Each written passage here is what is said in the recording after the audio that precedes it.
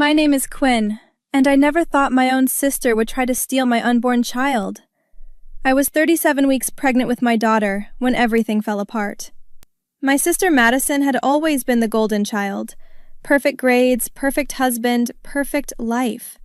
The only thing she didn't have was a baby, and after 5 years of trying, her doctors told her it wasn't going to happen naturally. "Quinn, you look exhausted," Madison said, walking into my kitchen uninvited like she always did. "Why don't you sit down? I brought you some tea." "Thanks, Maddie," I said, settling onto the couch. My husband Ryan was at work, and I was grateful for the company. "This pregnancy is really taking it out of me." She handed me a steaming mug with this weird smile. "It's chamomile with honey. Mom always said it helped when she was pregnant with us." I took a sip. It tasted slightly bitter, but I figured that was just the chamomile. "How's Derek handling everything? I know the fertility news was hard on both of you." Madison's face tightened. "He's coping. We're exploring other options." "Like adoption?" I asked, taking another drink. "Something like that," she said, watching me carefully. "Actually, I wanted to talk to you about something. What if, hypothetically, someone couldn't have kids but really wanted them? Would it be selfish to find another way?" I frowned, feeling a bit dizzy. "I guess it depends on the way. Adoption isn't selfish. Surrogacy isn't selfish. But anything that hurts someone else? That's different." "What if no one got hurt?" she pressed. "What if it was actually helping everyone involved?" "Maddie, what are you talking about?" The room started spinning slightly. "Nothing, just thinking out loud," she said quickly. "Drink your tea. You need to stay hydrated." I drank more, and within minutes everything went fuzzy. "I feel strange." "Just rest, Quinn. Everything's going to be fine." Madison's voice echoed as my eyes closed. I woke up in my bed 6 hours later, with Ryan shaking me frantically. "Quinn, Jesus Christ, I've been trying to wake you for 20 minutes. Are you okay? Is the baby okay?" My hand flew to my stomach. "What happened? Where's Madison?" "She left a note saying you were tired and she put you to bed." "Quinn, you didn't respond to anything. I almost called 911.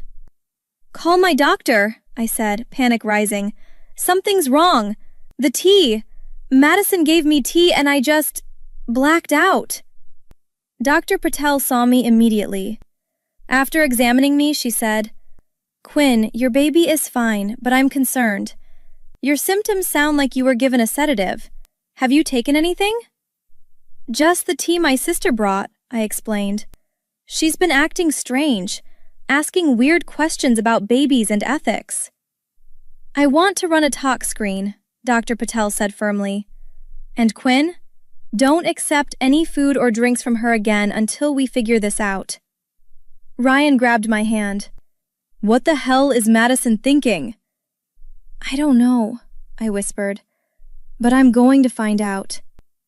When we got home, I called Madison immediately. "Hey sis, how are you feeling?" she asked, too cheerful. "What did you put in that tea, Madison?" Silence. Then, "What are you talking about? It was just chamomile." "I blacked out for 6 hours. My doctor is running tests.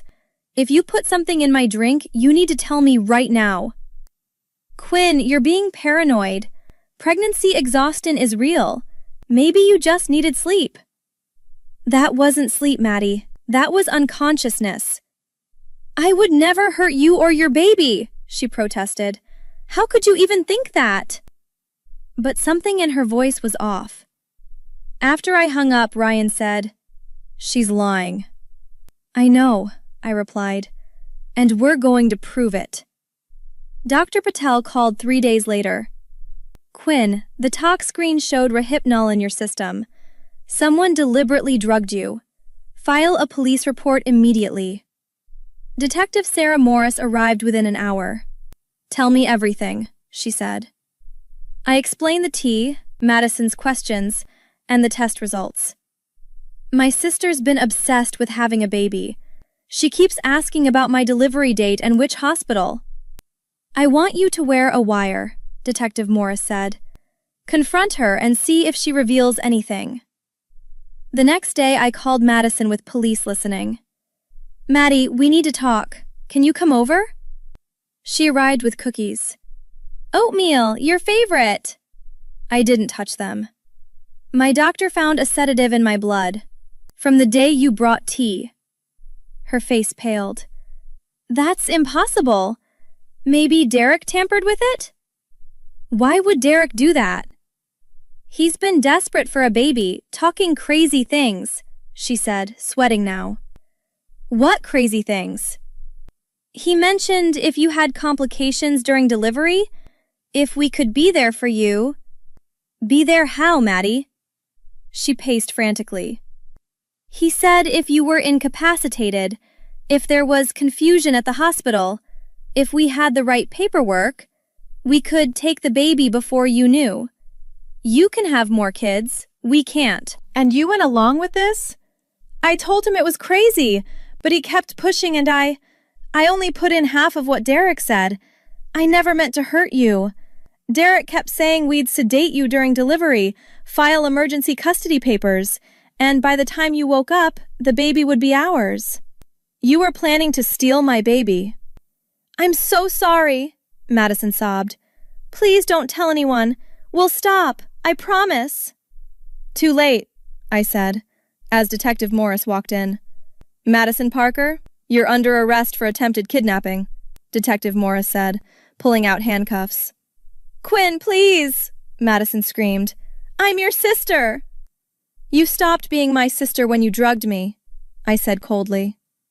Derek was arrested 2 hours later. Detective Morris called that evening. We searched their house. They had fake medical documents, forged birth certificates with Madison as the mother, a nursery, and airline tickets to Oregon for 3 days after your due date. They were going to run, I said stunned. There's more. Derek was going to pose as your husband at the hospital while Madison sedated you at home. They had fake hospital badges, a fake ID with Ryan's name. They've been planning this for 3 months. Ryan's face went white. What happens now?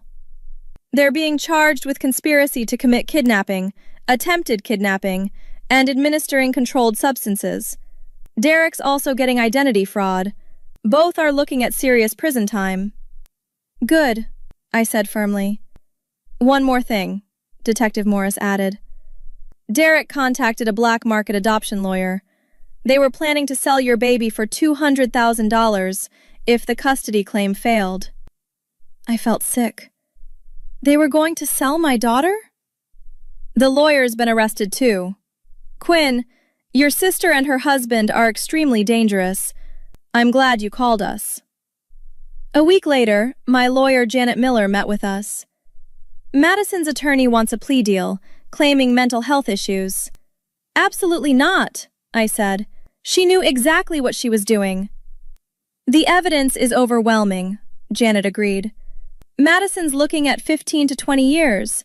Derek could get 25 to 30 with the black market component. And restraining orders? I asked. Permanent. They won't contact you or your daughter for life. What about my parents? They're defending Madison, saying I'm too harsh. Janet's expression hardened. Anyone defending attempted kidnapping isn't safe around your child. That's your call. Ryan squeezed my hand. Anyone who sides with Madison doesn't get access to our daughter. Smart, Janet said. Now, let's prepare your victim impact statement. The courtroom was packed 3 months later. I held my daughter Emma, who I delivered safely 2 weeks after Madison's arrest. All rise for the Honorable Judge Patricia Chen, the bailiff announced. Madison and Derek sat at separate defense tables in prison jumpsuits. They'd been denied bail. Judge Chen looked stern. Before sentencing, I want to hear from the victim. Mrs. Quinn, please approach. I handed Emma to Ryan and walked to the podium. Your Honor, my sister didn't just try to steal my baby. She destroyed our family. She drugged me, planned to kidnap my newborn, and was willing to sell her. This wasn't a mistake. This was calculated and evil. Madison started crying and stood up. "Quinn, please. I'm so sorry. I was desperate. Please forgive me." "Sit down, Ms. Parker," Judge Chen ordered. "No," Madison sobbed. "She's my sister. We grew up together. Please don't do this. I'll get help. I'll never contact you again. Just please ask for mercy." I turned to face her. "You want mercy? You drugged me at 37 weeks pregnant. You planned to steal and sell my baby. You put our lives in danger. That's not desperation. That's criminal insanity." "I made a mistake," Madison pleaded. "A mistake is forgetting my birthday," I said coldly. "Attempted kidnapping is a choice. You made that choice every day for 3 months. You don't deserve mercy." Judge Chen nodded. "Miss Parker, sit down immediately." Madison collapsed into her chair, sobbing. Derek's lawyer stood. "Your Honor, my client was manipulated by his wife's mental health crisis." "Enough," Judge Chen interrupted. "I've reviewed the evidence. Mr. Parker initiated this conspiracy. He contacted the black market lawyer. He created the fake documents. He's no victim." She opened her folder. "Madison Parker, you are sentenced to 18 years in state prison. Derek Parker, you are sentenced to 28 years for the same charges plus identity fraud, forgery, and attempted human trafficking." Derek's face went white. 28 years? I'll be almost 70. "You should have considered that before plotting to steal an infant," Judge Chen said icily. "Additionally, both defendants are permanently prohibited from contacting Quinn, her husband, or their children." "Please," Derek begged. "Your Honor, I'll lose everything." "You already have," Judge Chen replied. "You've lost your freedom, your reputation, and your family. Bailiff, remove the defendants." As they were led away, Madison screamed, "Quinn, please! I'm your sister!" I didn't respond. I walked back to Ryan and took Emma in my arms. Outside, Detective Morris approached. "How do you feel?" "Relieved," I admitted. "Angry, sad, but mostly relieved." "You did the right thing," she said. "Family doesn't drug you and try to steal your baby." "Exactly," I agreed. My lawyer Janet joined us. "The restraining orders are filed. If they violate them even once from prison, they get additional charges. You're completely protected." "What about my parents?" I asked. "You have every right to cut off contact if they make you uncomfortable," Janet explained. "You decide who's safe around Emma." Ryan nodded. "We told them, if they defend Madison, they don't meet their granddaughter." "That's your right as parents," Janet confirmed. A reporter approached. "Mrs. Quinn, would you like to make a statement?" I thought for a moment. I want other victims of family betrayal to know that blood relation doesn't excuse criminal behavior. My sister tried to destroy my life because she wanted something I had.